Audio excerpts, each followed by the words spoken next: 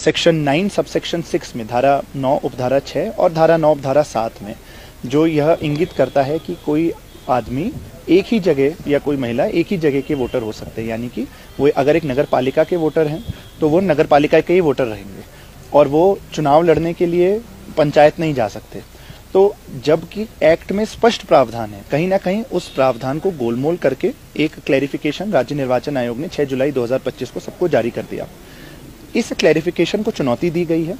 शक्ति सिंह बरसवाल की ओर से माननीय उच्च न्यायालय में, और इसको प्रथम दृष्टया सही मानते हुए माननीय उच्च न्यायालय ने इस नोटिफिकेशन को 6 जुलाई 2025 के नोटिफिकेशन को स्टे कर दिया है। उन्होंने कहा है कि इस क्लैरिफिकेशन पर एक्ट अपॉन नहीं किया जाएगा और ये भी कहा है कि एक्ट के अनुसार यानी धारा 9 उपधारा 6 धारा 9 उपधारा 7 जो कहते हैं एक इंसान एक ही जगह का वोटर हो सकता है, एक ही जगह चुनाव लड़ सकता है, उसी के मुताबिक चुनाव कराए जाएंगे। किस तरह का ऑर्डर ये अब इफेक्ट करेगा चुनाव में? देखिए, अब जब कोर्ट ने नगर ये जो पंचायत राज के इन पूरे चुनावों में इस क्लैरिफिकेशन को स्टेट इलेक्शन कमीशन के स्टे कर दिया है, तो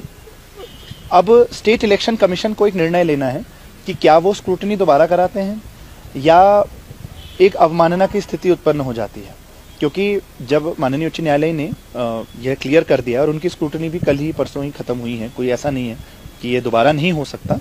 लेकिन उम्मीद तो यही की जाएगी जब माननीय उच्च न्यायालय ये कह रहा है कि एक इंसान एक ही जगह का वोटर हो सकता है, तो इस पर एक्ट अपॉन किया जाए और चुनाव एक पारदर्शी और फेयर तरीके से किया जाए। लोग लड़ पाएंगे चुनाव अब स्टेट में? देखिए, जब माननीय उच्च न्यायालय ने आज के आदेश के हिसाब से ऐसा कोई इंसान जो एक नगर निकाय में भी वोटर है और एक ग्राम पंचायत में भी वोटर है, वह चुनाव लड़ने के लिए पात्र नहीं है।